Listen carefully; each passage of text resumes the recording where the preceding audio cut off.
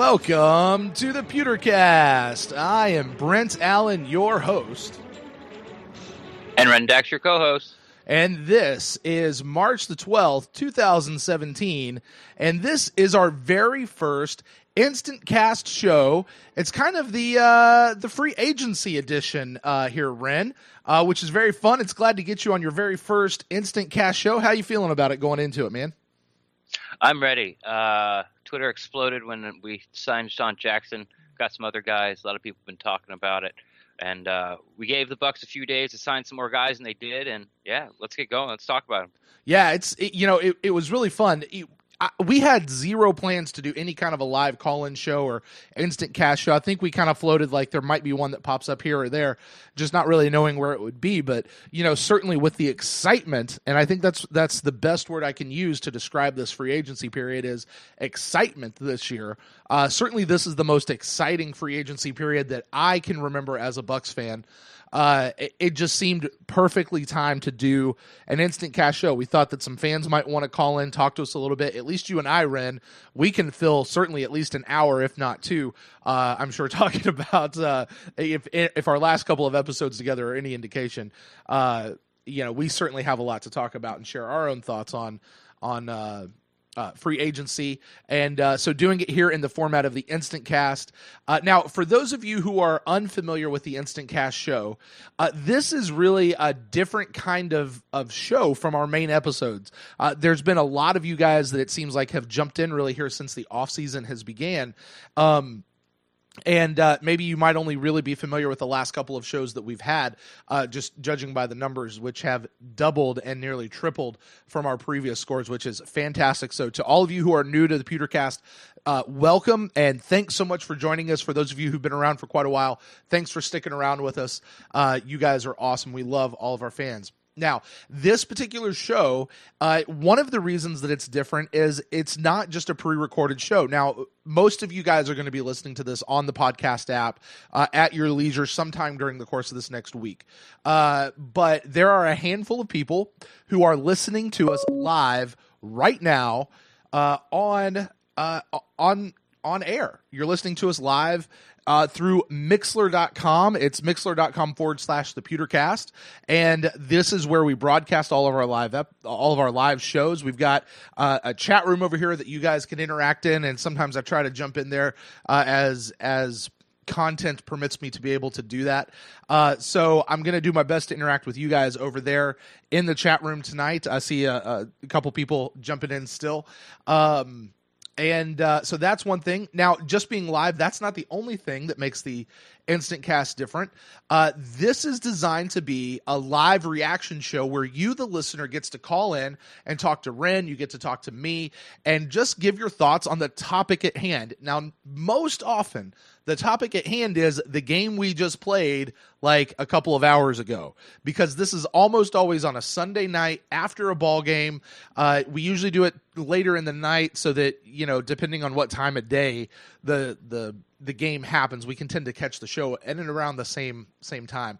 But this is a chance for you to call in. You've got all the feels and everything from the game. Maybe you're really, really excited. You're really, really amped up, or maybe you're just depressed and you're still in your dregs, depending on how things went in the game. But we get a chance to call in and just share our thoughts, kind of coming right off. And here's the thing, Ren. This is the only, and I'm very proud to say this is the only live fan reaction show where people can call in and actually interact with the host, like live on air, which is super fun. And historically, it's just been me. But Ren, I'm glad to have you on board to field some of these questions and take some of these calls, my friend. Yeah, I can't wait to get started and kind of piggyback off what you were saying about the numbers. I just want to thank everyone so much for finding us and listening to us. It's really only reason we do this. Brent and I are friends, but I'm not going to call him, like twice a week to talk Buck football with him for 2 hours. Right. We do it for you guys. So, but I'm stoked. I'm ready to go. This will be my first live call-in show. It wasn't too long ago. I was on the other side. I was in the chat room. I was the person calling. So, looking forward to it. Yeah, it should be a whole lot of fun. So, guys, for this show, now I want to go ahead and let everybody know I see a couple people actually have already trying to call in, but the phone lines are not open just yet. So hang on and call us back in just a few moments. You know what, Ren? Screw it. Let's go ahead and take a call. What do you say? Thanks for calling into the Pewtercast live call-in show, InstantCast, free agency edition. Who are we talking to tonight? This is Aaron Shaw. Aaron Shaw, how are you doing, my friend? Doing all right. Aaron, talk to us, man. Free agency has been kicking off. What are you feeling about free agency so far? Feeling that Bucs displayed pretty dynamic performance by signing Deshaun Jackson, Chris Baker, J.J. Wilcox. And I'm just excited to see what's going to happen with the draft. Yeah, because certainly free agency, and that's why we do these in this order. Free agency certainly impacts the draft. Now, how do you think it's going to impact the draft? Because we've signed, obviously, we've got Deshaun Jackson, as you just pointed out. That's our wide receiver that we desperately needed. We've got another D lineman in Chris Baker. We've re-signed Silver Siglia. We've got our safety coming back in with J.J. Wilcox. Now, Bradley McDougald's still kind of up in the air out there, but we did get Chris Conte back. How are you feeling like this is going to impact our draft coming here in April? Basically, with the free agency, it expressed that they're willing to accept and they're open for evidence of their talent, status, performance rating, whatever it is that a player is capable of bringing to the professional level of this franchise and the future of the franchise.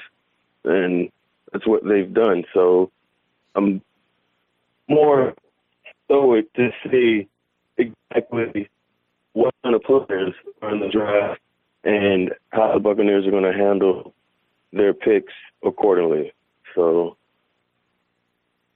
Red, go ahead. That's a good question.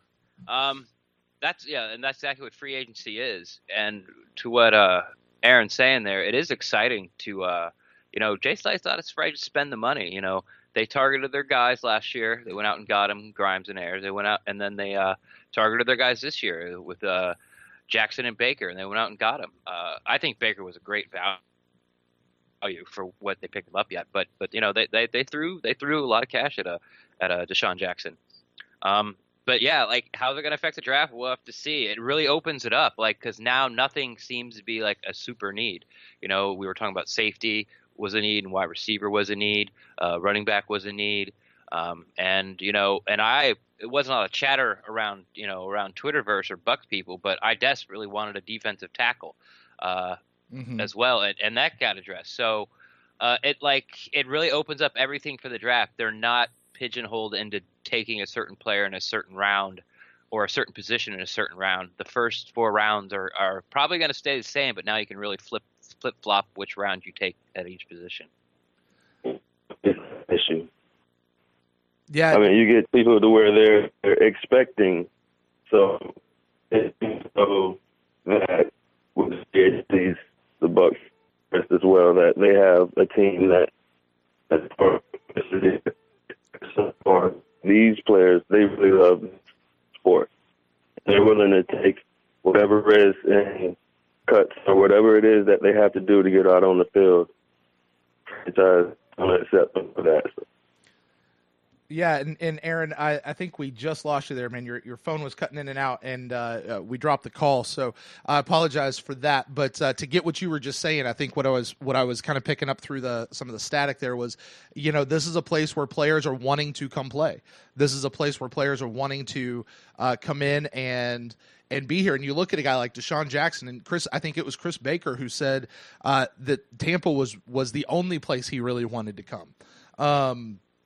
Or maybe that was Wilcox. I don't know. But there are people who they're wanting to be in Tampa. They're seeing what's happening. Deshaun talking about Jameis saying Jameis says everything it needs to go to a championship. Make no mistake about it. You get a guy like Deshaun Jackson who is ostensibly in, let's at least say he's in the second half, if not maybe the last quarter of his career in the NFL. He's been around, what is this? This is going to be his 10th season, I think, going into it.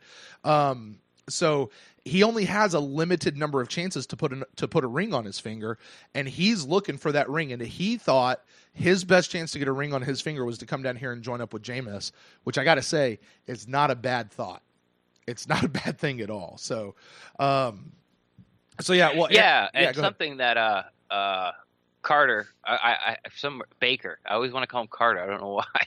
Chris Baker brought up, and it's been talked about, but it was the first time I ever heard a player actually come out and straight up say it, that like one of the reasons he signed with Tampa was because there's no state income tax in the state of Florida. So, I mean, it's with Jameis and being in the state of Florida and have a team that's on the way up, and it's a young team. Coaches are in place. The front office is super solid. Our capologist, I love. It's an exciting place to come play. Right. And, I think I saw somebody out on Twitter say earlier today, and I thought it was a good point. We will pay guys. Make no mistake. People are going to get paid, but we don't have to pay them $90 million to come to Tampa just to convince them to come here. Like, people are still wanting to come here, and we are going to pay people whatever is appropriate for us to pay them. So, guys, with that said, we'll just say phone lines are open, guys. If anybody wants to call in, we've got lots of you guys that have now jumped into the chat room. I want to say hello to everybody who has just joined us.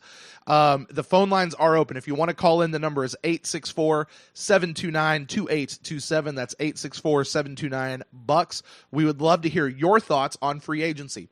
Now, Ren, we're all kind of still feeling this buzz, and I think there's really three classes of people that we have to talk about tonight. We've got our own guys that we've re-signed.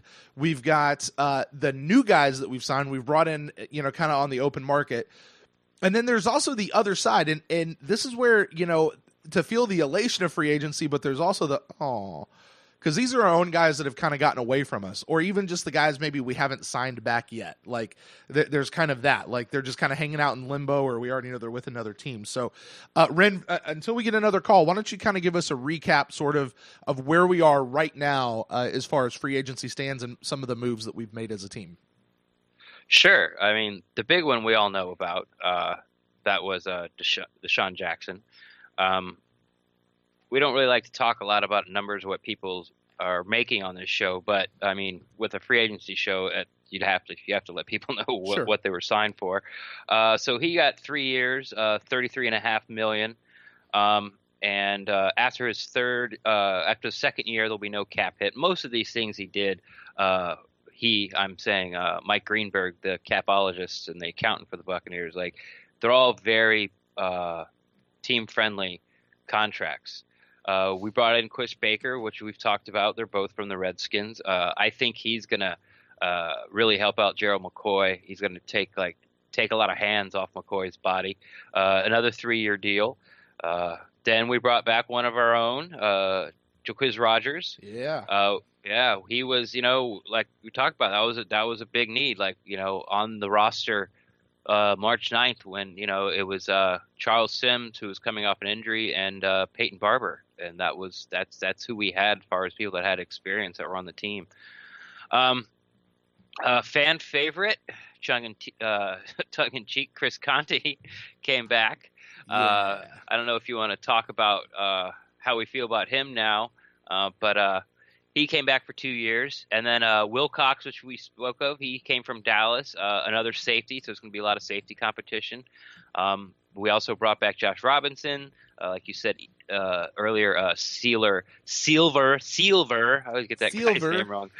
Silver, Sigala, brought him back. Another, he's in the mold of Baker, just a big immovable object. It's going to take a lot of hands to get on him.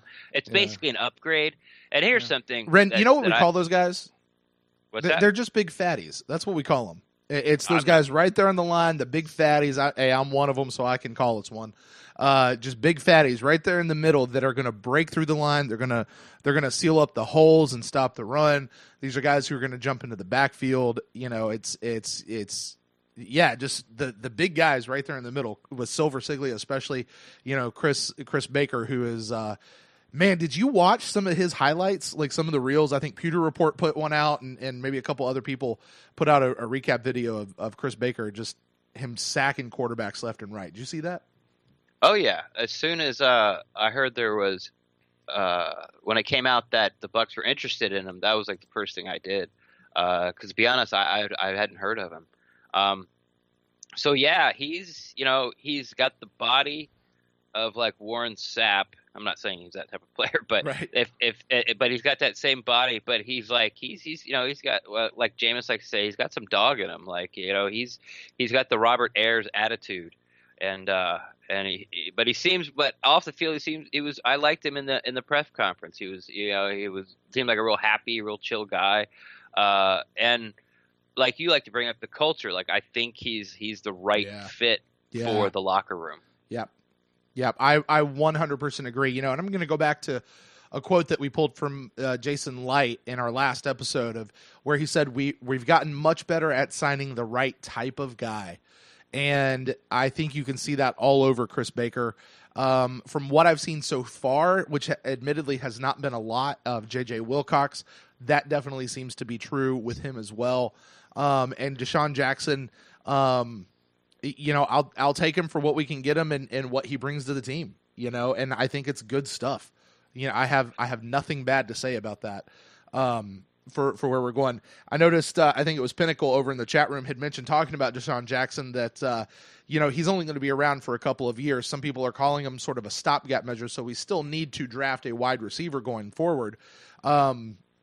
What are your thoughts? Let's kind of break these down. We'll talk about the new guys because they're the most exciting. Let's talk about those guys first. What are your thoughts specifically on Deshaun Jackson and that whole signing? It's exactly what the Bucs are looking for. If you listen to Dirk Cutter's exit presser, and anytime you saw him at the combine presser, or I saw him on NFL Network, all he really talked about was like, we need playmakers, we need speed, we need more speed on offense, and that's exactly what they went and got. They got one of the fastest guy at wide receiver in the league, and he's been doing it for years. And I agree with Pinnacle, like, and any of these free agent signing pickups does not change about, like, none of these are going to shore it up. I still expect the Bucs to take a safety. I still expect the Bucs to take a wide receiver, a running back, like all of these, not a defensive tackle, but all of the, like, those positions. I don't think it changes anything as far as like the Bucs are thinking draft wise before free agency. But Deshaun Jackson, speed. It's something we haven't had around here probably since Joey Galloway. The 5-yard slant, take it to the house, stretch the defense, beat him over the top. He's just going to get the ball in his hands and good things happen. Yeah, I did see that I think it was Coach Cutter or someone was comparing him to Joey Galloway as being that last really great, as you say, speedster coming in. But, I don't know. You're talking about the draft and how any of these signings really impact our draft board. And while I would agree with you, I think that these players were part of Jason Light's master plan.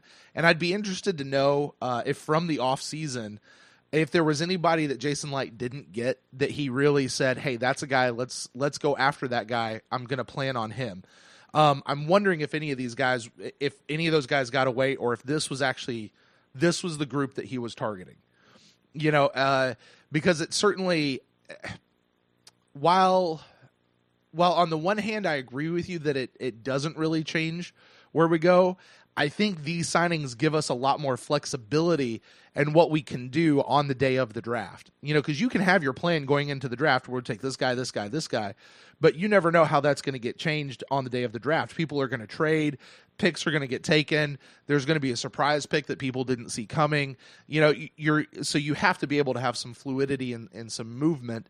And these guys give us a little bit more. Like if we really wanted to go get Dalvin Cook, which there's the question of, is Dalvin Cook even going to be available at 19? And then if he is, do we take him anyway when there's these other positions on our team that really need some issues, specifically wide receiver, having to get a second wide receiver to complement Mike Evans. The signing of Deshaun Jackson, the signing of J.J. Wilcox, the signing of Chris Baker, certainly the bringing back of Will Golston, and Jacquizz Rodgers, I think that just gives us, breathing room in the draft. Like, it allows us to do something that maybe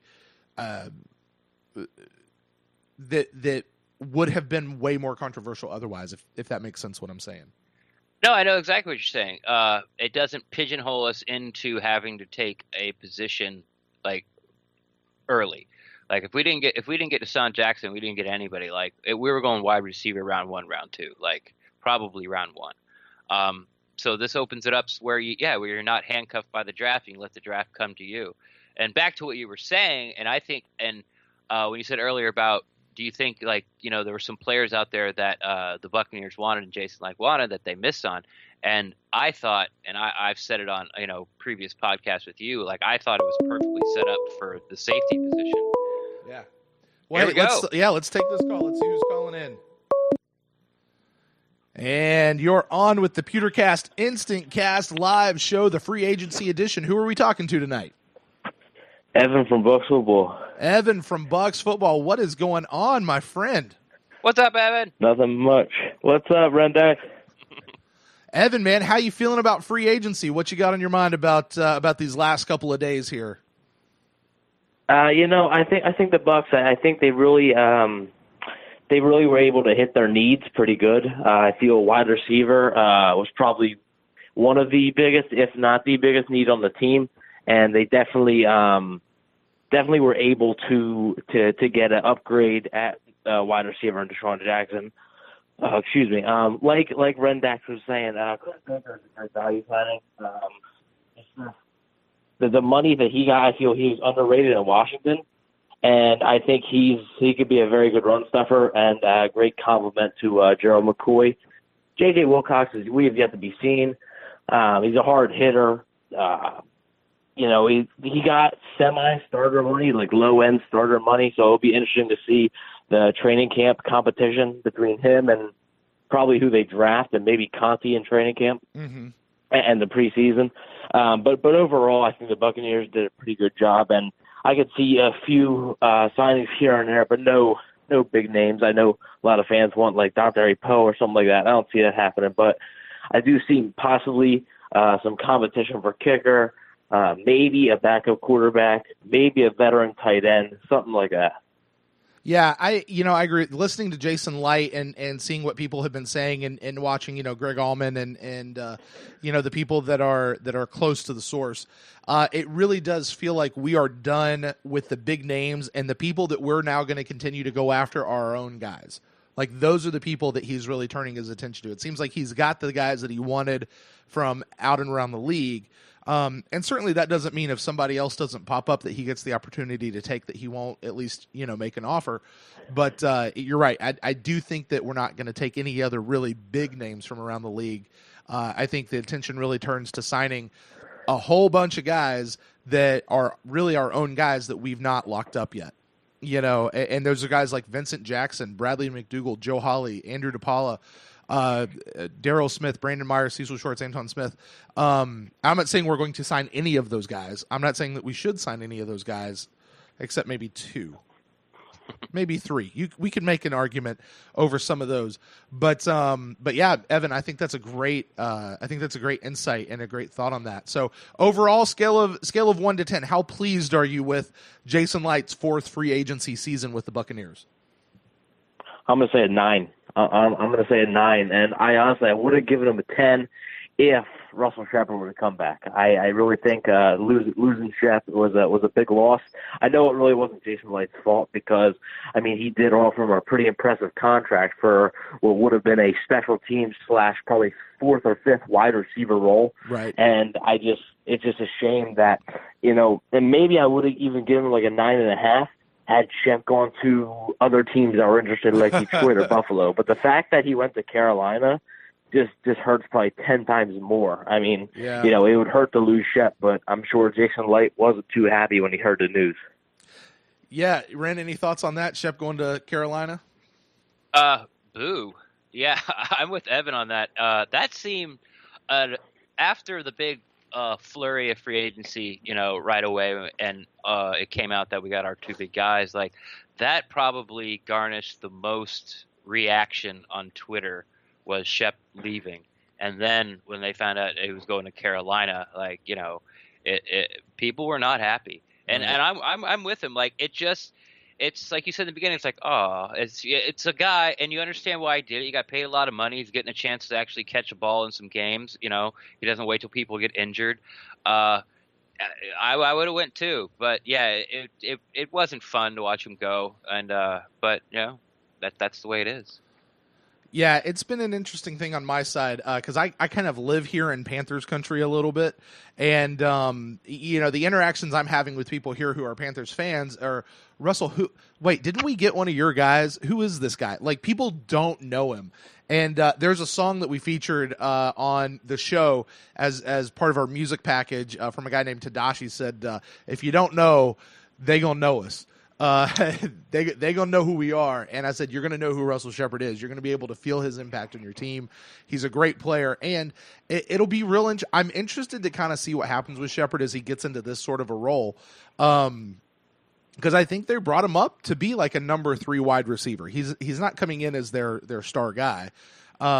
Is my understanding. I don't follow the Panthers that closely to really know, but they offered him essentially $1.25 million a year more to be able to go there and more playing time as a wide receiver, not just a special teamer. So,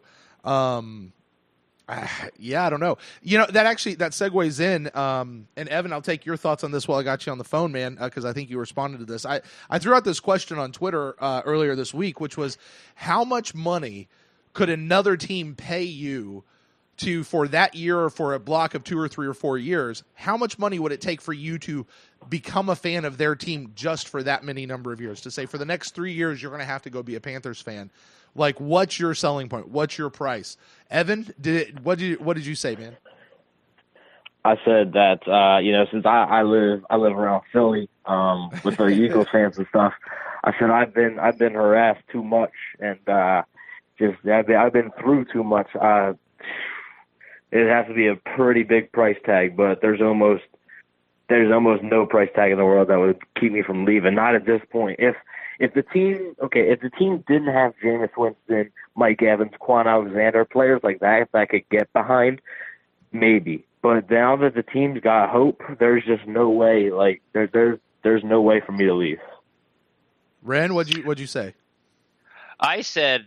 Well, I want to point out, and I think I'm right on this. Evan doesn't pay any bills yet as a person or a human being. So let's throw that out there for everybody who's listening. I said I would take. I made a joke of. I said I would take like 3 years. No, I said 1 year, $3 million with a 1.5 signing bonus, and then I would get cut during training camp. Right. And come back to the Bucs. That was my answer to that. I was like, I'll take $1.5 million, I'll hang around training camp, and then I'll do something to get cut, and I'll be back with the Bucs. Yeah, here's the thing. And I don't know. I may lose every fan of this show for saying this.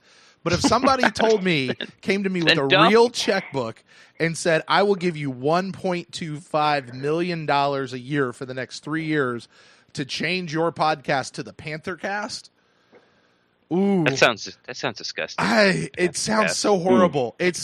But Ted DiBiase, $million dollar man. Anybody remember him? Anybody in the chat room? $1 million man. What was his catchphrase? I do. What was his catchphrase? Everyone's got a price. Everyone's got a price. And 1.25 as a real number, that might be mine. Evan, I'm going to go ahead and let you go. We're going to take this other call and see who we got here. All right. Thanks, Evan. Yep, see you, man. All right, thanks for calling into the PewterCast InstantCast show. Who are we talking to tonight? Hey, this is Gene. I'm in Phoenix. Gene over in Phoenix. I think I might know who this is. Ren, do you recognize this guy? Gene Thomas. I hope so. Buck, I hope so. What's up, buddy? Thanks for calling. Hey, I love the show. I love the content. It's really good, and I really enjoy what you guys are doing. I kind of wanted to chime in on the Russell Shepard move. Yeah, go ahead, man. Russell Shepard. Now, wait. Russell Shepard. Gene, let me hold. Just so everybody knows, let's be clear. Tell us who you are and why we're making a little bit of a big deal about you calling in. What do you do for the Bucs or Bucs fans? I have a podcast, Buck What You Heard. I've been doing it for almost 5 years now, and it's my thing. Win or lose, just getting to follow the Bucs, and the fact that Tampa has a football team is important to me. I'm being from Tampa, it's important to keep them up, keep following them or keep encouraging them, and get the fans that information. When the Bucs were losing and when they're winning, it's important all the way around. Yeah, so what we're listening to is a guy who has been doing Bucs podcast for the last 5 years. Before you go, Gene, not right now, but before you go, I want you to let us know where our listeners can find you if they want to check out your show. You were talking about Russell Shepard. You wanted to chime in there. Go ahead. Yeah.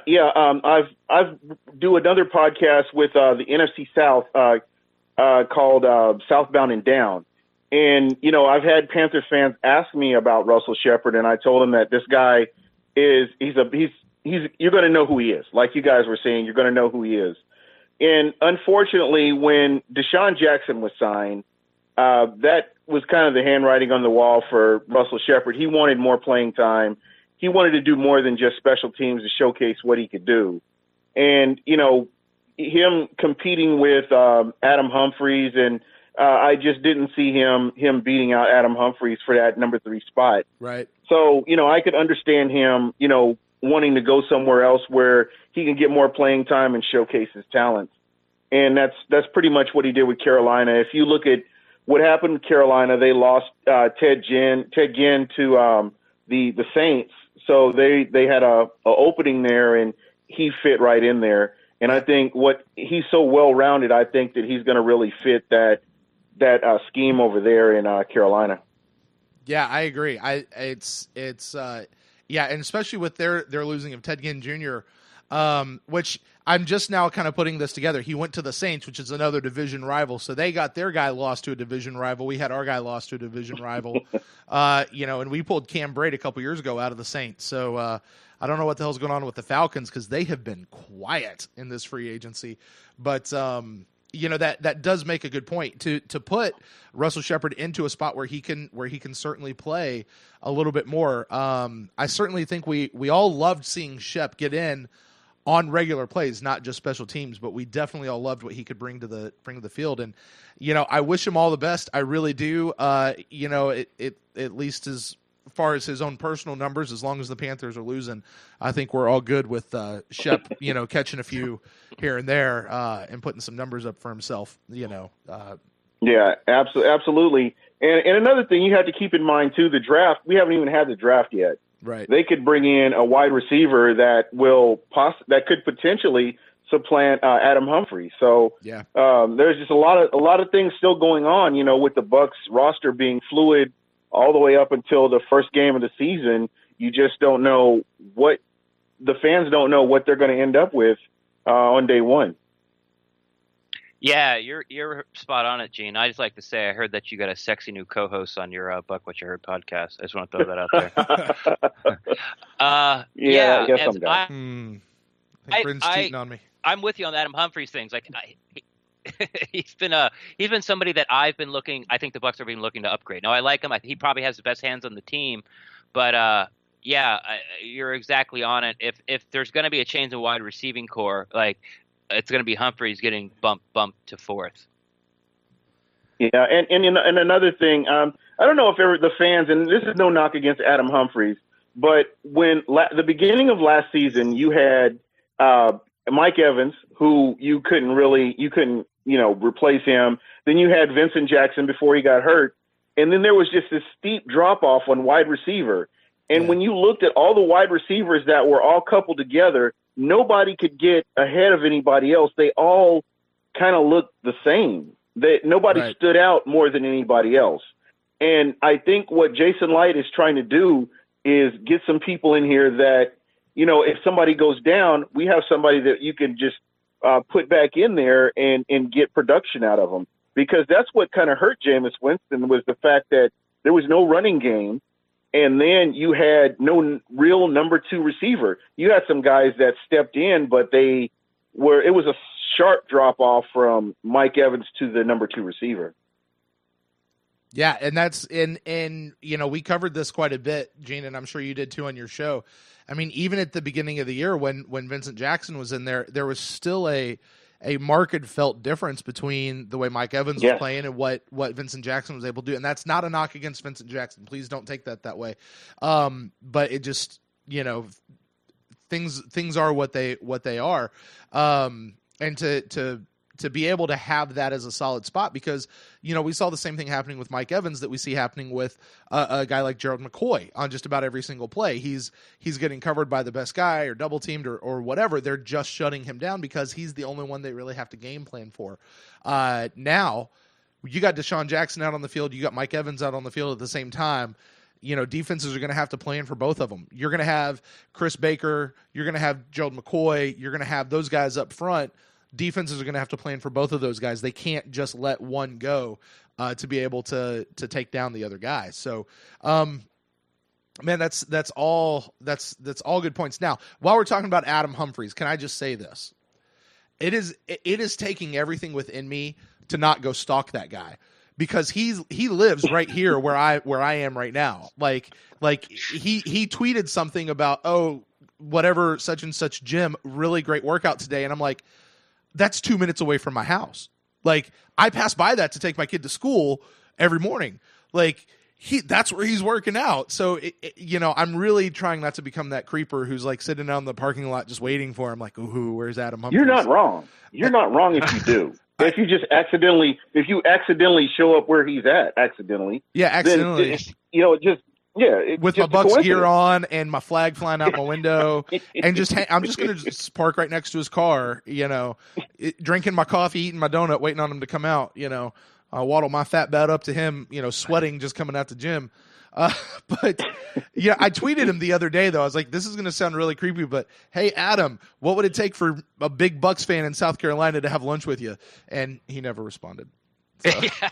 Yeah, well, you keep trying. Don't give up. Blown your shot. And guys, and I just want to say this, that he's truly a class act to give up his number. Oh yeah. For somebody that came to the team. That is a class move. The guy is class all the way around. You don't hear him complaining about getting playing time. He just comes in and does what he does.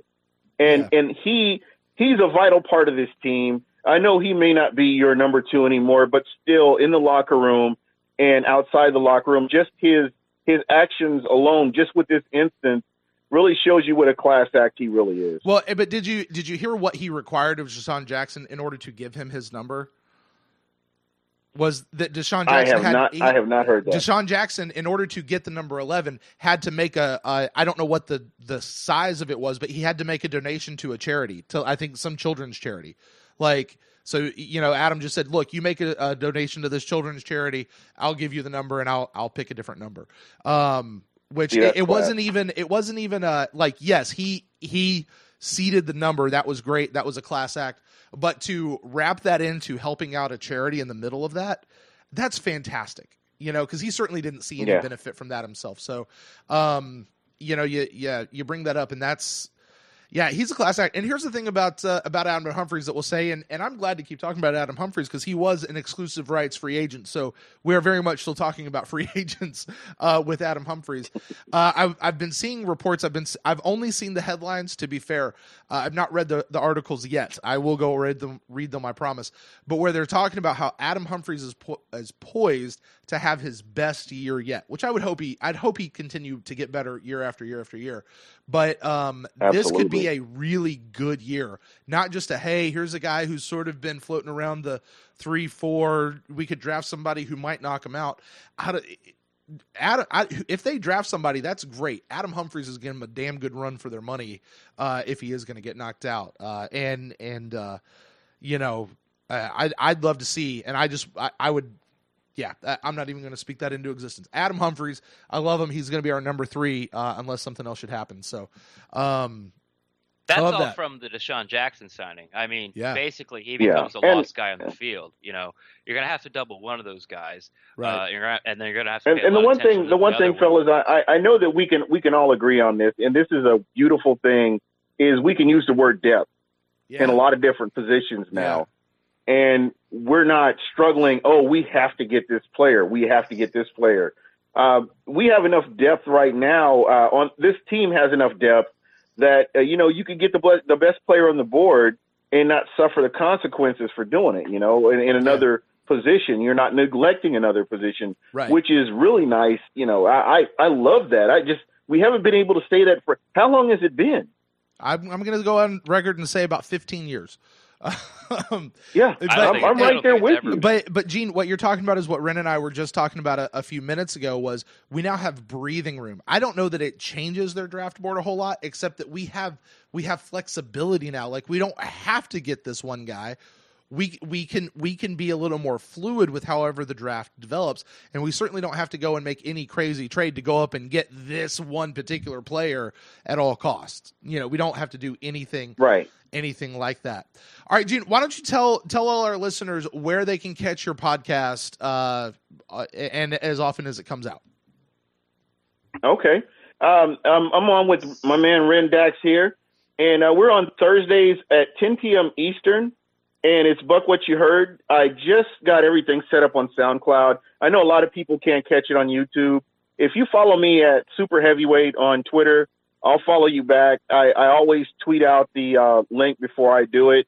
But I am getting ready to start adding them to SoundCloud moving forward. So if you go to SoundCloud and you look for Buck What You Heard, just follow me and, you can catch it there. I'm getting ready to add it to a couple of other applications, but just want to get it out there. I love talking Bucs football, and folks, if you follow me, I'll follow you back. And guys, you're doing a great job. I love this, and it's something that I have locked in now to check out every week because I appreciate this. I don't think you can have enough podcasts out there when you look at what. And this is not a knock on anybody, but just the negativity I see on the radio or I hear on the radio. It's good.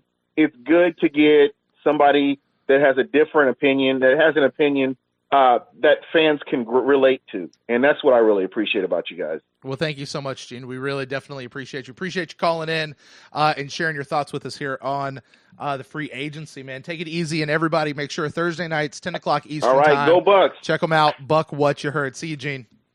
Go Bucs. Thanks, Gene. Talk to you soon, buddy. Yeah, look at that. Your mistress calling in there on me, Ren. So, talk about mistress. What is Robert Ayers going to say? I mean, that's your Buck. You had to go bring that up. Leave him? You had to go bring that up. Hump? I love Robert Ayers. I really do. Love me some Robert Ayers. You gonna leave him for Hump? I might. I really, just based off of Gene telling me, I wouldn't be wrong for doing it. I might just go sit out there. And I might leave Valentine's Day cards on Humphrey's windshield. Whatever would be short of getting me arrested, I'm gonna do that. So, because here's the thing, I got to imagine a guy like Adam Humphries. He doesn't live in Tampa. He lives in Spartanburg, South Carolina. He lives in Greenville, South Carolina. How many Bucs fans does he really run into up here? So I can imagine you're just kind of walking, you're doing your thing, and somebody looks over and goes, "Hey, I recognize you. I'm a fan." Like, that's awesome.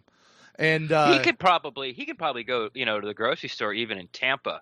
He's not a huge guy. He just looks like somebody who's in shape. But those people are all over the place. Yeah, at least down here in Florida. It should be. Hey, look at that. We got another call in. Let's find out who's giving us a call here. Thanks for calling the PewterCast InstantCast Free Agency Edition. Who are we talking to? Craig in Vegas. Craig in Vegas, man. I have missed your voice. You're one of our frequent callers into the InstantCast show. How you doing, my friend? I'm great. I mean, especially after this week getting D-Jacks. But I guess I'm more maybe excited about the D-Tackle because I think you needed someone big in the middle to help Gerald. Yeah. Towards the end of the year, the guy gets a little run down. I mean, he can only take on so many blocks at a time. But you got a guy that can take on 2 blocks. And you can get McCoy or singled up, or the vice versa. Yeah, he's going to single up the other guy. I think the middle of the defense with a good rotation with McDonald as well too, and Ayers can play underneath, and then maybe that guy takes on a couple tackles. Spence gets up freed more.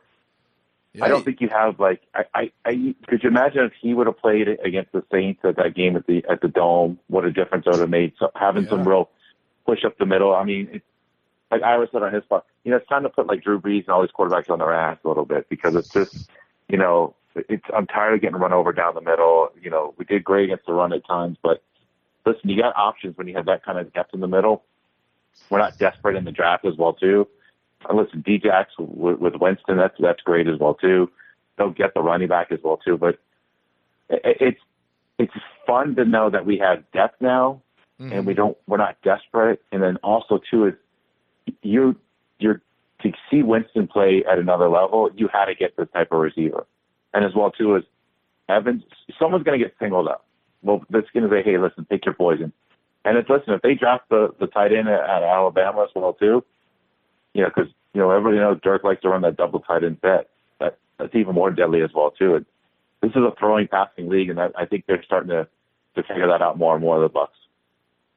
Yeah, they're in a real good spot. And if you look at the speaking back to Baker, if you look to when Mike Smith was the defensive coordinator at Jacksonville, he had those 2 D tackles that were enormous, like definitely in the mold of Siliga that we re-signed and Baker, just big bodies that take 4 hands to get under control. And so I think the Bucs are moving that way. Obviously, Jared McCoy's not going anywhere because he's the best or one of the best for sure in the league at doing that. But yeah, the upgrade for Winston is awesome. That's exactly what they needed. Now we're putting the weapons around him. If you look at last year, the receiving corps was after Jackson went down. It was JV. There are guys and they're my boys, but nobody, not even Mike Evans, has the savvy, the knowledge, and the talent combo that Deshaun Jackson brings to his team. Yeah, well, I mean, you got a guy who's Jameis is making Freddie Martino look good. That's a sign that, listen, you get him some better weapons, you'll see what you can really do with this thing. Yeah, and I mean, it's the difference between a guy who's been in the league 9 years and a guy who's been in the league 3 years. I mean, Mike Evans, fantastic for what he was doing, but I don't care how good of a player you are, time in the league, the veteran status of a player of somebody who recognizes coverage, who sees things, and you only get that through experience. I mean, my God, can you imagine how scary if Mike Evans stays healthy for the next 7 years, what he's going to be when he's entering his 10th year in the league? That's going to be scary guy, right? And speaking of that veteran presence as well too, I don't know if you guys are on the same page as me, but I hope the Bucs get a real veteran type of quarterback, whether it's bring back Luke McCown or someone like that who's a true veteran, because I think that can only help Jameis out as well too. I mean, listen, Glennon got paid, good for him. We'll see what happens there in Chicago, but I really think as well for Winston, he could use a true veteran quarterback that's seen a lot of different things. That when he comes to the sideline, listen, Glennon can only tell him so much. I think a true veteran quarterback behind him, when he comes to the sideline, can give him a little more tips, a little more savvy. But I really hope that backup quarterback is someone who's been around the league at least 6, 7, 8 years, that can give Winston a little bit of guidance, maybe some help to watching tape a little bit different, just different things that a veteran has seen before where, listen, there's not a coverage the guy hasn't seen. And just to help him out just a little bit. So I think that's a position as well, too. I know they're looking at Nick Foles.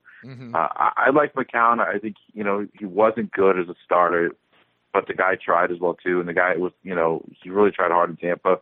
But I just hope they get someone in that's a good locker room guy that's willing to help Jameis out when maybe the game's not going great or he's off to one of those slow starts, that he can give him, hey, why don't you try this? Why don't you try that? A little bit. But someone who's vet that on the sideline that can give him some wisdom throughout, because he hasn't had that yet. You mentioned a guy like McCown, and I think I heard you say Luke, but I mean, even when you think about a guy like Josh,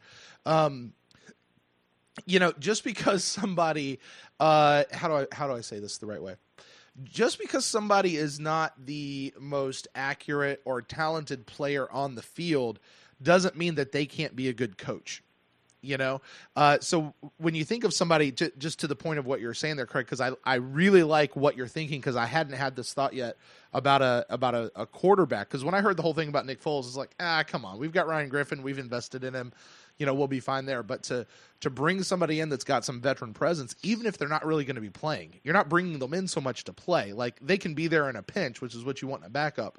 But for somebody who can really act as that guy in Jameis's ear, of saying, hey, watch out for this, look out for that. And I'll tell you where I really saw that. I remember being at the Atlanta game last year and watching Evan Smith going up and down the line, telling all the guys, like, you could see him like describing the blocks and the coverages to the other guys. It's what he was seeing from the sideline, and he was coaching up like Kevin Pamphile and Ali Marpet and Donovan Smith. Like, he was coaching those guys of he was just that extra set of eyes, which he may not be the person that we put in as a starter over those guys, but he's been around enough. He knows what he's seeing, and he can be that extra set of eyes to help out. And should something happen to one of those guys, we're really great with Evan Smith going in, until that guy can come back. Yeah, and everybody's like they want a backup quarterback that if Jameis goes down, the season's over. Let's just call it that. I mean, you could have a backup quarterback that's serviceable or whatever, but if you got to play more than a game or two, listen, we know it's not a good situation. So, but that veteran like Evan, then also too is maybe they need to look at Nick Mangold as well too. I mean, if they really, really want to groom Marpet to be the center down the road, then maybe you got to look at bringing that guy in as well too. Or if you're going to do it, go with Marpet down the middle and bring in another lineman or two as well too for some depth of situations. Holly's a good rotation guy. He's not a starter, but you know what? We can, people want to come down to Tampa to play for the team, and I think you can pick and choose who you want as well too. So let me ask you this. Speaking of the whole center position, because Joe Holly is one of those guys who is still out as a free agent. He has not signed with any team, and that includes the Bucs. How would you feel about maybe if we released an Evan Smith? If Ali was to move over to center, that we keep on Joe Holly, we re-sign him, and he becomes our new backup, to kind of help Coach Ellie a little bit and to be the guy who can come in, should something happen. Would you feel comfortable with Joe Holly back on the team as a backup? Or how would you feel about that? I think in a rotation basis, he's great, but you could see it as the game wore on. He got his butt handed to him. He's just small for being a center.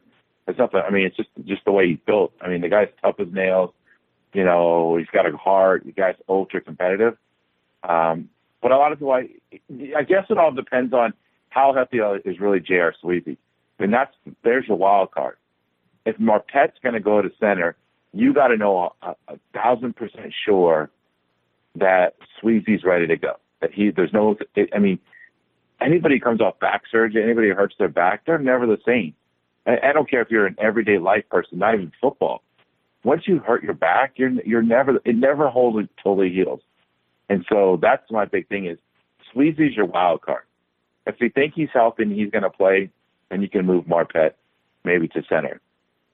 But if not, then you got to find a center, because if you got to, everybody's considering Marpet eventually an all-pro guard, you don't want to make the guard situation weaker as well too. So I guess the whole thing is I'm okay with it as long as Sweezy's ready to go 100%, no issues. I know he was clear for contact towards the end of the year and all that stuff. But listen, he hasn't been in when the bullets fly yet. And we'll see what happens with that. Yeah, it brings up a good point, Craig does. That's something, because the media has constantly tried to bring up every time they run into Cutter or about the offensive line, what about the offensive line? And they continually to keep saying, we like our guys.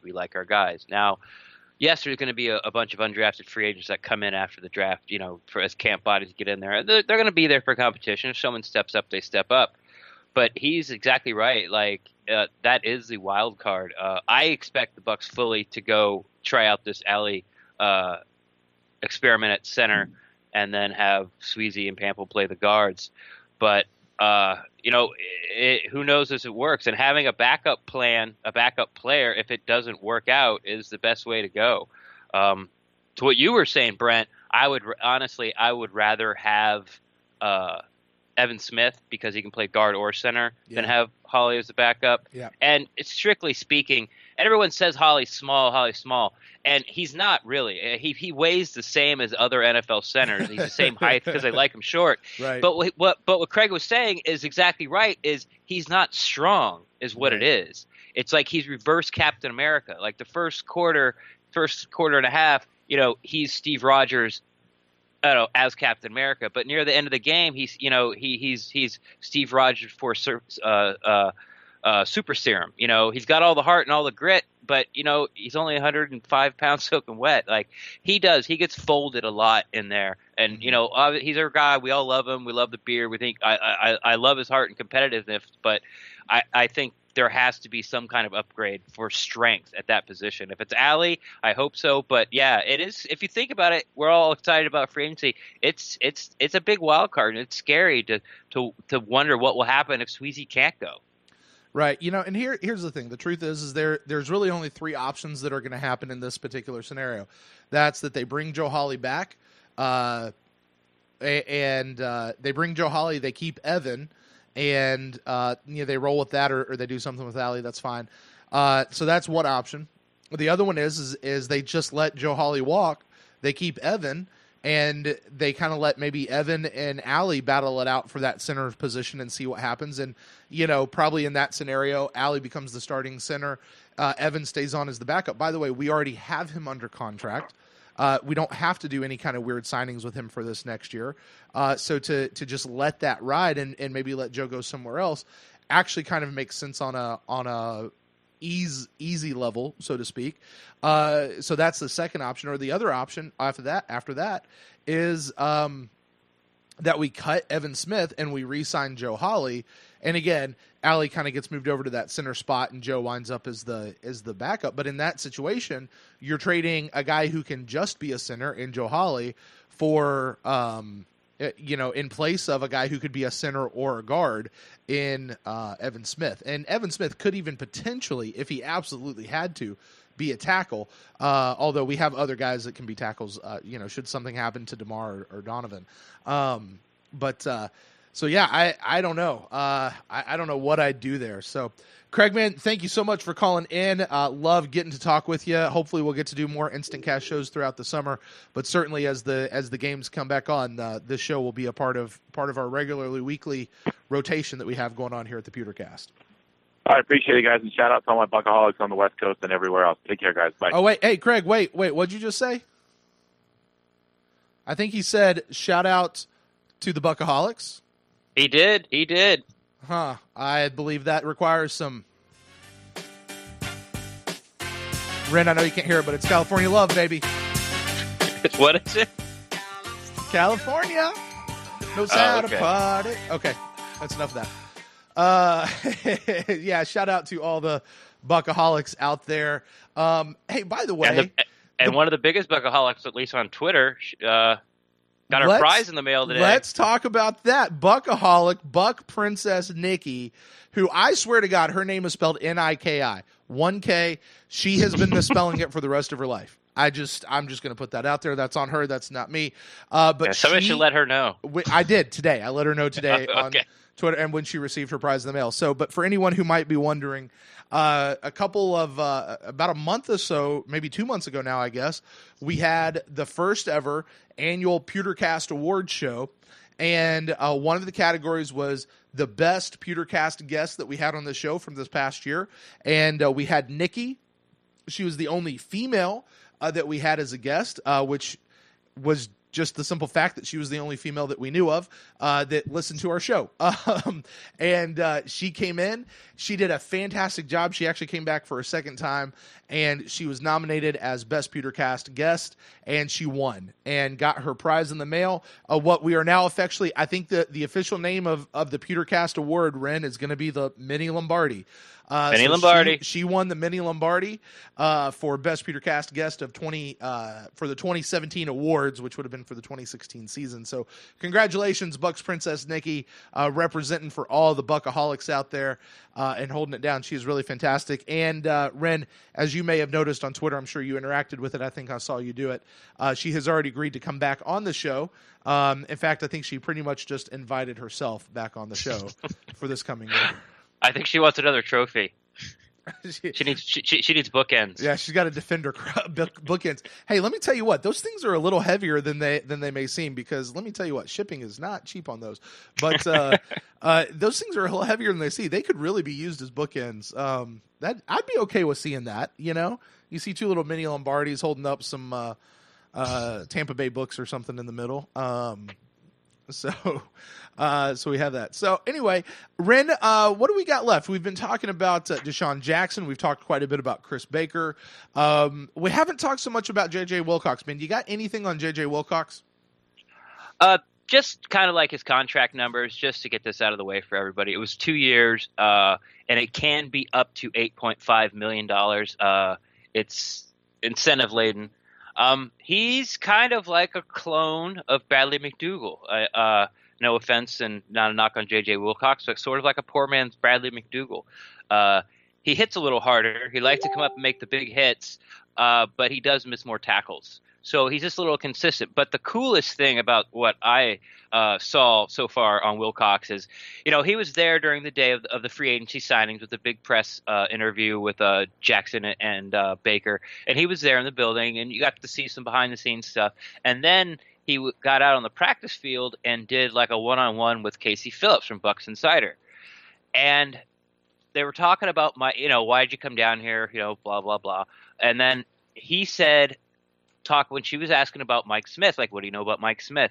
And this is what he said. He said, Mike Smith has a reputation of taking not so good players. And then he said, like me, and turning them into great players. Now, how cool is that? Like, that's not an attitude you hear from, a lot of NFL players. It's he knows where he's at in his career, and he's excited to be here, and he's excited to be coached by Mike Smith. And so, once again, back to Jason Light, getting the right guys in.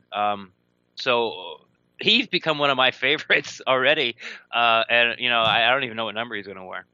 Yeah, it'll be real interesting to see. I've not seen any tape on this guy, so if anybody's got some tape out there, maybe a highlight package, not 18 different like clips, but if you've got like a little highlight reel or something, I'd love to see that of this guy, just to kind of see where he is. Is there any indication, like, is he coming in as the named starter, or is this going to be a battle job? I mean, certainly with that kind of money, you don't think he's going to be battling a whole lot. He's pretty much a lock for the roster, but any word on what they're planning on with him? It's going to be big competition at safety. I mean, that's it. You got Tandy, and now you've got Conti, and now you've got J.J. Wilcox, and there's only 2 starting spots. There's a futures contract guy on the roster, so that makes 4. But like I said earlier, I fully expect them to take safety in the draft somewhere, and somewhere early. And early, I mean by every time I say early, talking about the draft, I mean round 4 and up. So yeah, he's got a chance. He's got just a chance, as good a chance. Right now, there's 3 guys that you can really consider in the race, and there's 2 spots. So yeah. All right, so let's play. Ren, we can't get out of here without. We're talking about free agency signings. We're talking about our initial reactions. We're talking about how we're feeling about things going on. The safety position has certainly been the most, I think, head scratching position for fans to watch here over the last couple of days. Certainly the signing of J.J. Wilcox is fantastic. However, the Bucs have officially re-signed Chris Conti, which you and I both, I mean, we assigned him a seat number on the bus. It was A4. Like, he had his seat number on the bus heading out of town, yet somehow he's going to be around at least for another year, unless something weird happens, at least for a couple years, apparently. But our boy Bradley McDougald, nowhere to be seen. So what do we think about this? What are we thinking about this re-signing of Chris Conti? Hey, we got him under contract. What the heck even happened there? What's going on with Bradley McDougald? He's not signed anywhere else, and certainly not with us yet. And going into the 4th and 5th day of free agency, it doesn't look great if you've not got a team yet. This was something I was about to go into before we got our first phone call. I fully expected, we're talking about guys that possibly Jason Light missed on or didn't get, or the safety position was all set up to spend big money on a young guy. I mean, we had the money. There was young safeties out there that are like 24, 25 that would have played their whole entire, like if they signed up for a 5-year deal, it would have been their whole entire career would have been in their prime. And I think they just, I don't want to say they got outbid, but the bids were higher than they were willing to pay. So that's what I'm assuming happened. No, the first time, I step into Jason Light's office will be, we got a phone call. Well, let's find out who we're talking to here. Thanks for calling into the PewterCast InstantCast call-in show, the free agency edition. Who are we talking to? Mr. Brent, Chef Aaron has returned. That is Chef Aaron's voice. Chef Aaron! What is going on, my friend? Oh, just got done putting in some overtime at work. Yeah, you messaged me earlier saying, hey, I'm not sure if I'm going to be able to make the show. I said, man, we're probably still going to be going, so just check us out on Twitter and see. So, man, glad to hear your voice. How's your summer been going, my friend? Without football, it's a little depressing, but I get by. Yeah, I just said summer. It's not summer. It freaking snowed last night where I am. Winter, off season. Well, man, springtime. That's what you meant. Yeah, we're getting there. We're getting there. Flowers are in bloom, and they're all dying now. So, Chef, tell us, man, free agency. What's your feelings over the last couple of days? Because I know you got some feels going on for us. Well, I'm definitely ecstatic. We got another receiver, especially with Deshaun Jackson for Jameis. That's going to not only open up the offense, probably just make the offense explode now. Because with the pressure going being taken off of Mike Evans, he's going to explode, and quarterbacks are just going to get wiped out by Deshaun Jackson. So I can't wait to see those two just explode. I could easily see those two between the both of them getting 1,500 yards receiving this year. You think 1,500? That seems kind of low. Let's just call it 2,000. They're going to get 2,000 between the two of them. Both of them 1,000-yard seasons. What do we think? Oh, Brent's been drinking. I have been. I really, yes, I have. I had to for the show. You never know. I think some NFL experts have been predicting that this offense could get even more than 6,000 yards this year. God, that'd be amazing, wouldn't it? That'd be so great. I can see 6,000 yards. That's a 5,000-yard passing season from Jameis, which is not out of the question given that the upgrade in talent. And then that's 1,000 yards out of the backfield somehow. I could see it. Yeah, I like it. 6,000 yards. Mark it in running back. Yeah, get that. Hey, listen, let's talk about running back for a minute because I saw Jason Light was saying something about it. I think it was earlier today or maybe yesterday. And talking about the running back position, saying, we got Jaquiz, we have him re-sign. We've got Charles Sims. They still really like him. They like what he can do out of the backfield with catching some stuff. Whoever's calling in, I'm going to put you on hold. Call me back in just a minute. So they have that. But he really talked up Peyton Barber in this one. He said, watch out for Peyton Barber. There is a guy who is coming along. A guy who's doing, they're really digging Peyton Barber. So, they've got those three. Obviously, they're going to have to do something else in that position, whether they draft a guy, maybe another free agency signing. Something's going to give in that particular position. But, they seem to be feeling pretty okay with what they've got so far. Any thoughts on what we're looking at for running back? Well, I know a lot of people are talking about, and I've heard from Gil Garcia, the whole shoot for Cook stuff. If Dalvin Cook is there at 19, I'd say pull the trigger, but I would not at all trade any draft picks to go up and get him.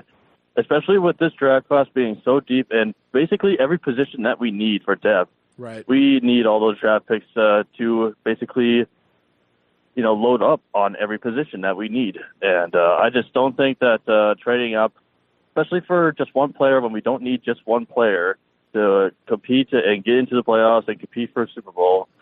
And I just say if Cook is there at 19, then pull the trigger. If he's not, then don't trade for him. I've heard a lot of good things about Marlon Mack. Yeah. He could be a potential steal right there. I've discussed with Ren that he's got some potential. He's still a little raw, but he can maybe 2 years from now be an elite running back and all that. But and obviously with the whole Doug Martin situation, I've heard a lot of journalists like Roy Cummings and all that stuff say that he could be like an insurance policy right now. We don't have to cut bait on Doug Martin just yet. His money we know is not fully guaranteed anymore because of the whole drug suspension and all that stuff. But injuries can occur at any time, especially at the running back position, as we have seen with Doug Martin going down, then Charles Sims going down, and then Anton Smith going down later in the year. Yeah. And who do we have other than Jaquiz Rogers and Peyton Barber? After that, we were basically slim pickings and just plucking people off of the streets to fill roles. So I would say I agree with Roy Cummings on just keeping Doug Martin just for a security blanket.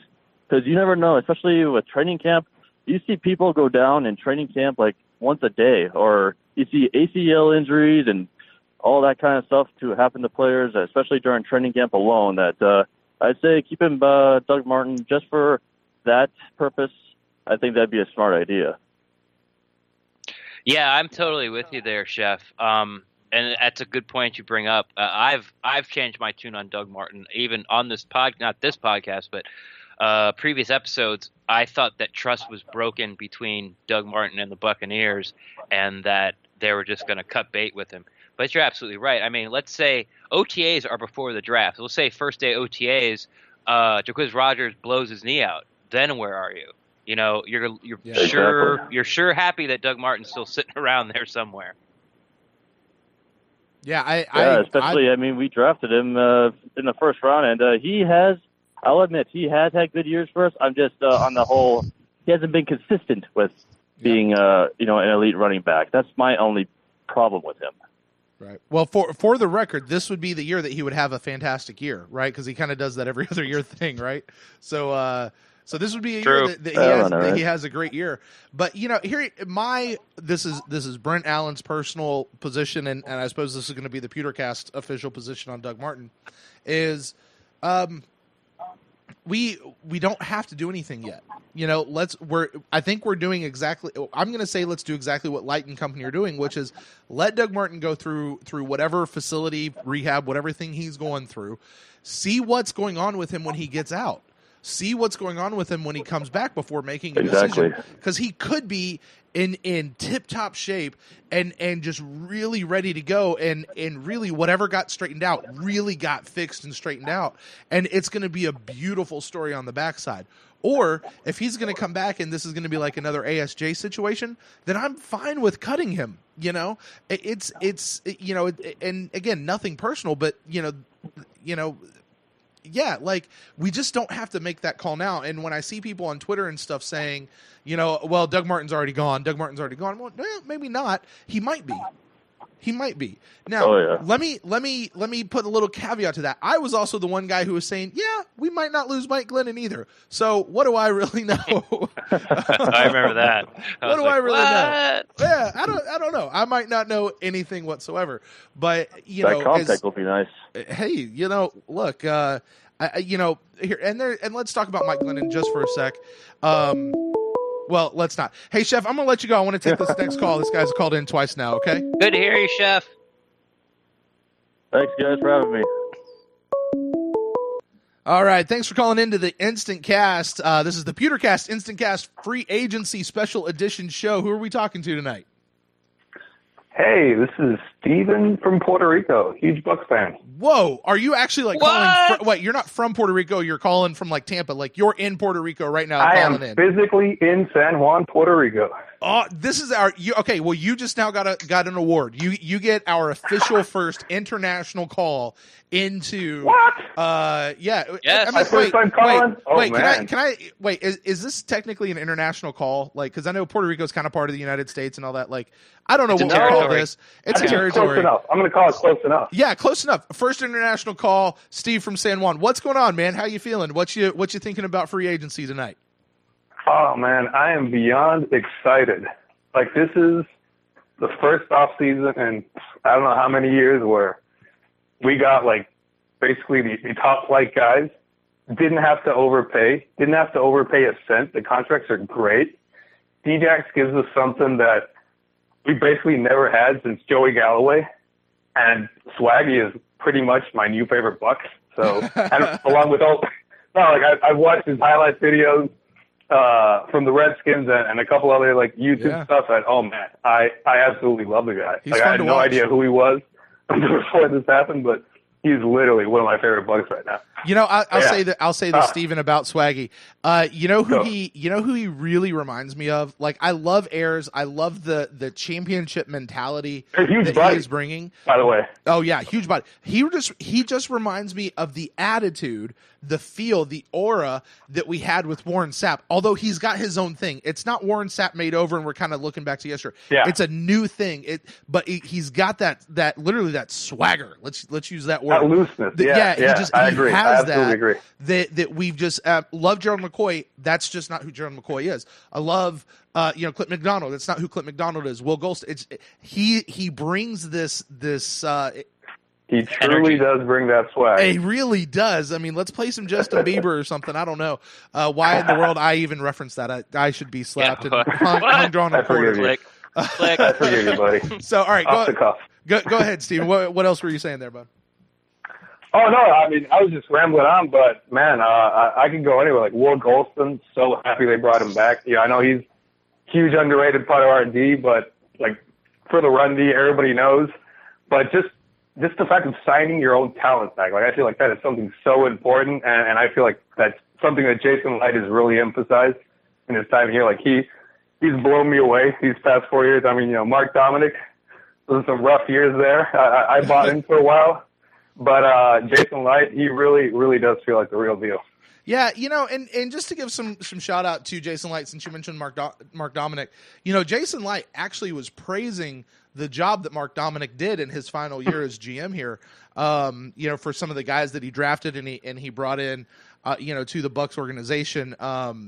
And he was talking about how it's these guys that we just lost. Russell Shepard, Mike Glennon, Akeem Spence, like these guys are guys that Mark Dominic brought into the team, and now look at them go. It's like we've watched them blossom, and they've grown here, and we recognized talent before anybody else really did, and now we're sending them off into the wild to do their own thing with other teams.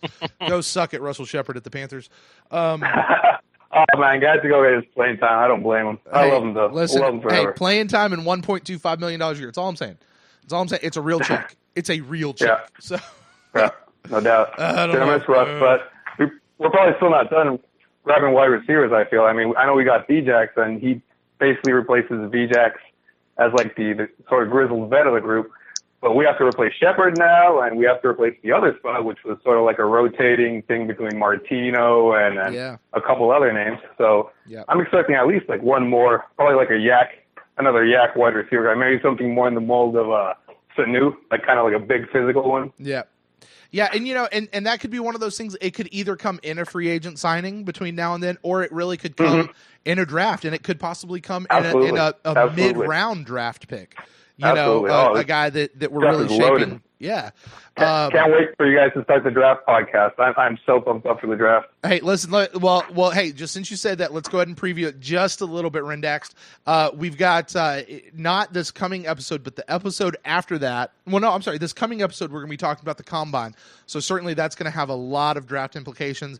We've got a very fun guest who's going to be with us with the Combine. He'll be our first guest of this offseason, which will be very cool. And then we've got another guest coming in who is a draft specialist. You guys are going to love this guy. You're going to love him. That's all I'm going to say. But we have a draft specialist who's coming in, and then the draft show itself, the post-draft show, which might be an InstantCast type show, that's our 1 year anniversary show. That's going to mark our first anniversary because this show started right after the draft this last year, and so yeah, we're getting into that season for what the draft is going to be. So it's going to be awesome. I can't wait to get into this, and especially as a guy who notoriously hates mock drafts, this is going to be a fun time and a fun season. I find that hilarious, man. You've mentioned that a few times. There's zero. Mock drafts make zero sense to me. There's no way you can I predict. agree with you. There's no way you can predict exercise and kind of like how this thing could play out. Like I feel like the way teams approach drafts, they basically like simulate it over and over and over and over again to see like sort of like basically by the time the draft comes, like they will have played out the scenario that sort of plays out. So that doing a mock draft for me is just kind of like seeing like one of those possible scenarios. And at least decent sort of justification. Sorry, go ahead. I'm rambling. scrolling through Twitter right now, and Pewter Report says we've just released our 23rd mock draft for the Bucs. Oh, I saw it. Like, seriously? Loved it. No way Buda Baker makes it to the second round. Why? Luke Easterling, I've released my 724th mock draft for all 32 teams. What? Are you kidding me? Like, the trade edition. Good podcast, mock draft guys. trade edition. right. This is, can we do a mock draft where we talk about everybody trades? Let's see who everybody trades for. I mean, you just can't predict it. It's that's why I say, listen, let's be aware of who's out there. Let's know who we're going to keep our eye on, and then let's just see what happens, and we'll talk about it when it happens. So, well, speaking of that, just to jump in here, if you're looking for a yak receiver in the draft, I'm really high on Stewart from Alabama. I'm not sure how you feel that, but what I want to know is, with our first international caller, I still haven't done the wide receiver. Is That's how did you become a Bucs fan? Like, what are you doing down there? Give us a little info on you and your Bucs fandom. And do you live in Puerto Rico? Obviously, you live there. Like, what's going on?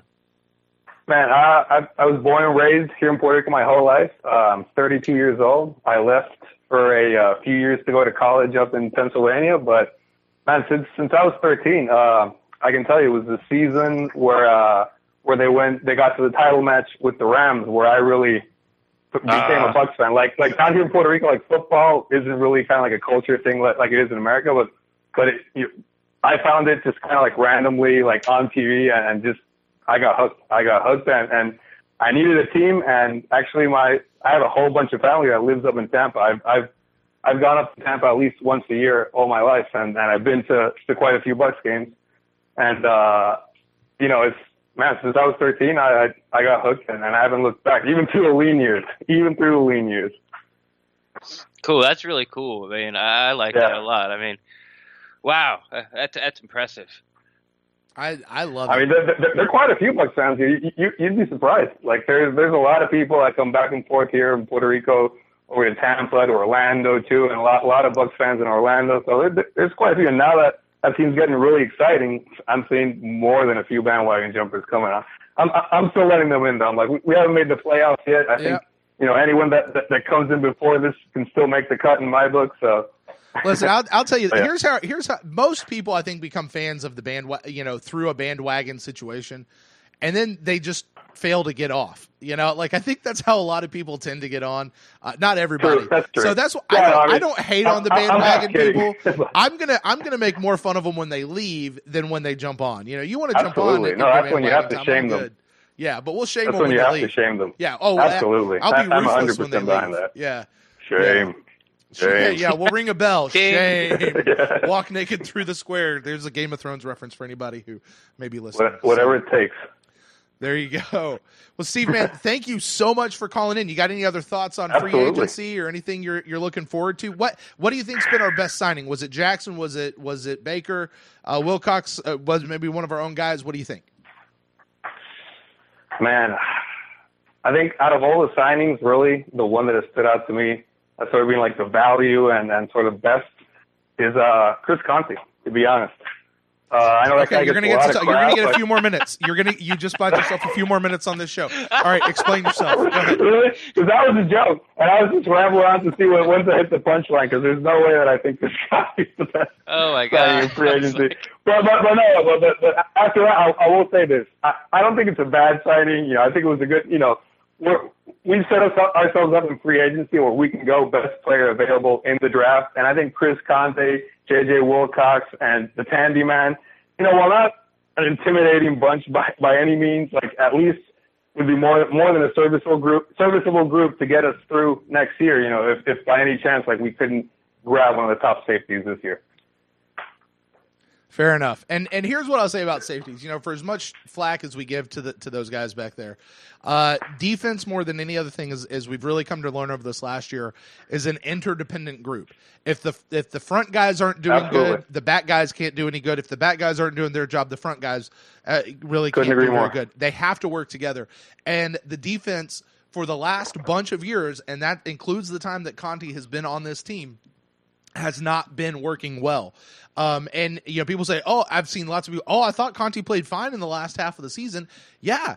So was the rest of the defense. They changed some stuff. He had a few huge few little plays, things there. That really we just can't take away from him. Like those are huge game-changing plays when they happen. Yeah, he gets a pick 6 against his old team, and essentially seals the game. Time. Like, I mean, my God, that's. I mean, okay. So the last of the last 8 games, am I right in saying this is my number right? The last 8 games, 3 of them were sealed by safety interceptions. Yep. Tandy, man. Is that right? It was 2 of them by Tandy and the 1 by Conti, right? No, McDougal. I think so. McDougal. Okay. Oh, yeah. Yeah. Okay, so maybe was it 4? I don't know. It's something like that. But, I mean, when you look at the safety play that we have. Yeah. So, but that was only – I don't want to say that was only allowed because the defensive line was starting to click, but all of that works together. For sure. I mean – to go forward with that working together even well, especially now with Baker up on the front line. We got Silver Siglia back online. We've got Will Golston back online. Certainly we know McCoy and Spence and Ayers are coming back in. Man, we're going to have a beastly up front, and we got we've still got Quan and Levante right there in the middle. Who knows who's going to join them there in the middle, but it should be good. It should be good. Absolutely. To add one final thing to that you mentioned about the front 7 sort of carrying the whole defense, like it's not a coincidence that when we finally got healthy at D tackle, at defensive end, is when we finally went on that 5-game winning streak. Yeah. Yeah. Like we were literally throwing people off the street for the Carolina game. I remember, like we were signing people off. Like, hey, you want to play defensive tackle Monday night? Yeah, sure. Here, sign right here. Right. And somehow we pulled that game. We pulled that game out, but man, we were pretty desperate there for a couple of weeks. Yeah, we were desperate. I mean, we got desperate in a few positions last year: wide receiver, running back, certainly defensive line. Because man, we got punched. Please, indoor practice facility, please. That'd be great. That'd be great to come in.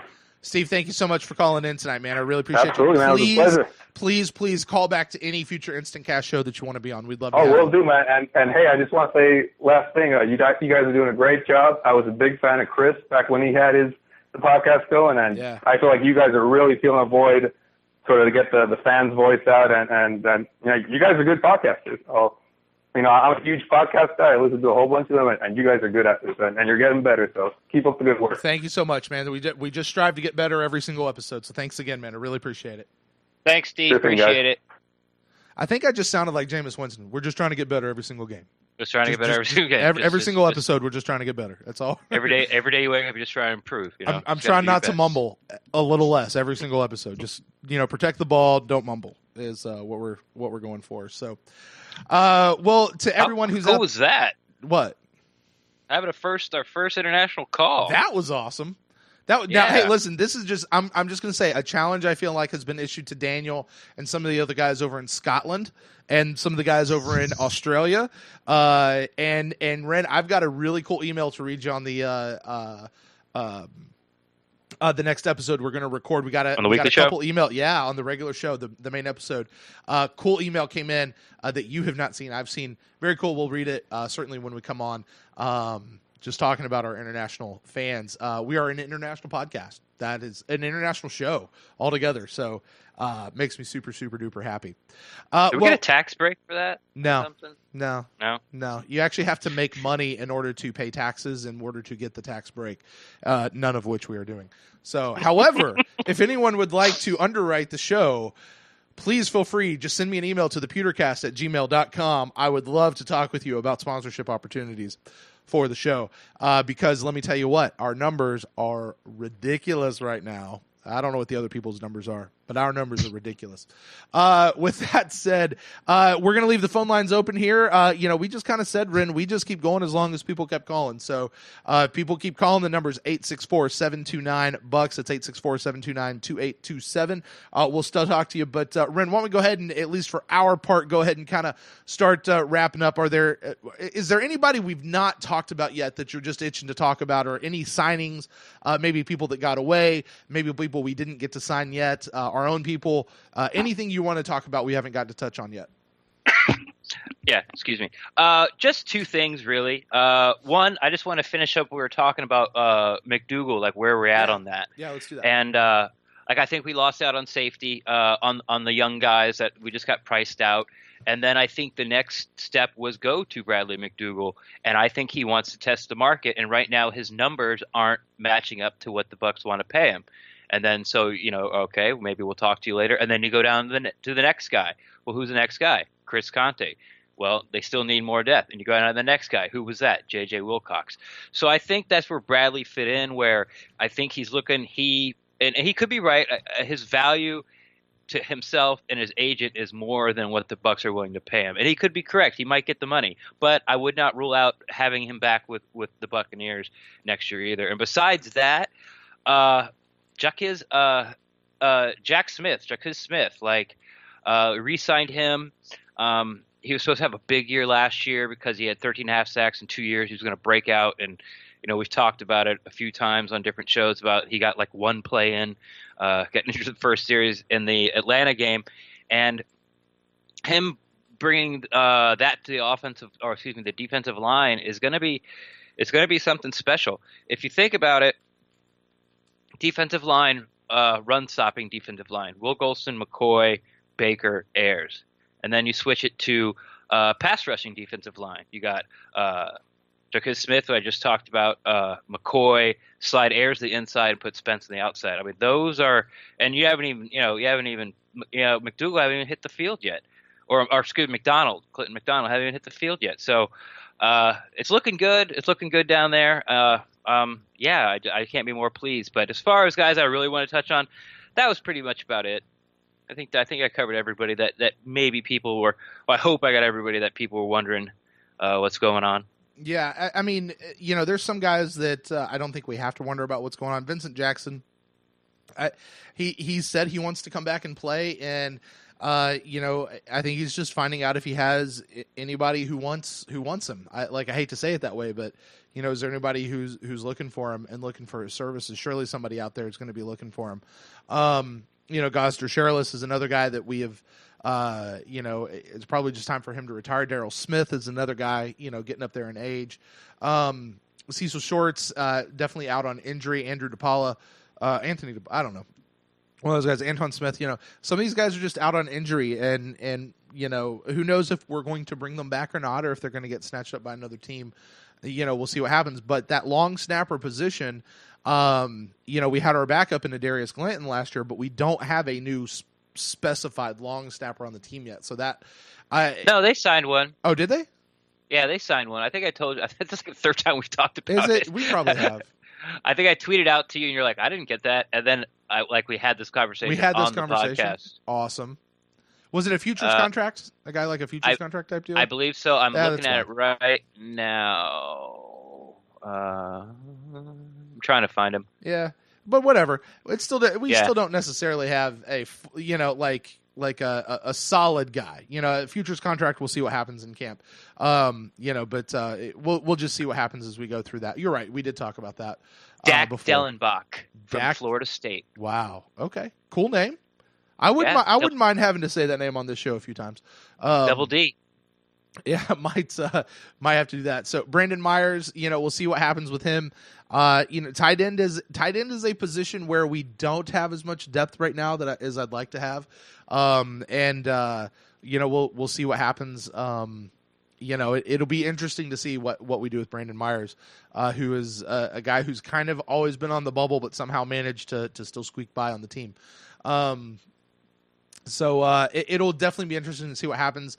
I think that as far as Bucs fans should be concerned with right now, like we mentioned earlier in the show tonight, just look for us to really be looking at re-signing our own players. I don't anticipate any more big splash signings, certainly not this late into free agency. Bradley McDougald will be a real interesting thing. I think he's probably the most interesting one to watch right now to see if he winds up re-signing with the team or if he goes somewhere else. I don't know how that happens. Like if a team makes an offer to a player and he says no thank you, he wants to test his open market value. Like, can he come back to the team and go, can I still take your offer? Like, or does the team go, well, nobody else wanted you? Well, here's our new offer that is way less than what we offered you originally. Like, I don't know how that works. That was Rich McKay. Rich McKay would do that. Was his thing. He would put the offer on the table, and if he rejected it, that same offer would never go back on the table again. Yeah. Like that was your one shot, and that's how he did business. I don't know how Jason Licht does business, but they seem to be having Mike Greenberg, the capologist, once again seems to have a really good reputation with agents around the league. The Pewter Report, I think it was not this Scott Reynolds Fab Five, but the previous one, had one of his 5 things, and it was about Greenberg and his relationship with agents, and it was a good read. And it was just one of those things where you're like, another piece in place for the Buccaneers to make like the organization as a whole much better and like a plus organization. Yeah, and that's something we don't talk about, I think, nearly enough anywhere in Bucs fandom. It really goes back to here comes the C word again. It goes back to the culture of the team. Is how well our front office staff is doing. Because when you think of a team, a team that just seems to have a bad culture around it, it starts in the front office staff. I'm not going to go out and name other teams, but I mean, when you Washington, hear that, Washington, the Jets, Chargers, there just seems to be something that is beyond the team, because there's no rhyme or reason. These teams have plenty of good talent. There's no rhyme or reason why things aren't happening, and it just comes back to culture. And Ren, I think with that, we'll probably go ahead and wrap up the show for what we do. Man, any final thoughts before we get out of here for tonight? Thank you, everyone who called in, and thank you, everyone in the chat room. Brent was talking about earlier about our numbers, and both of us can't be more pleased. I'm happy that people are finding us. I hope we're filling your Bucs fix for you. Big things to come. Like you teased the combine and the draft. We got 2 big names. Like if you follow the Bucs, you're going to know who both these people are for sure. And I'm already, as soon as I wake up tomorrow, I can't wait to start doing the next podcast. Like I'm pretty pumped about this season. Yeah, well, we better get on that because we do have another episode coming up very, very soon with all of that. So thanks for joining us, everybody. Please remember, you can always shoot us an email to thepewtercast@gmail.com. You can join us on Twitter @thepewtercast or on Facebook.com/thepewtercast. As always, please leave us an iTunes review. Take a screenshot of it, or just email me and say, hey, here, I left you a review. It's going to enter you in for a giveaway that we have coming up. We'll be giving this away here shortly of an autographed picture of Kevin Pamphile. Super fun. And as Ren just said, coming up next week, we are going to be talking about the Combine with a very, very special guest, and we'll see exactly who that is. We know. We just want to keep that as a surprise. So with all of that said, thank you guys so much for joining us. Really appreciate your time here. And thanks to everybody who called in to make this show a success. You guys have a great one. We'll catch you next time. Go Bucs.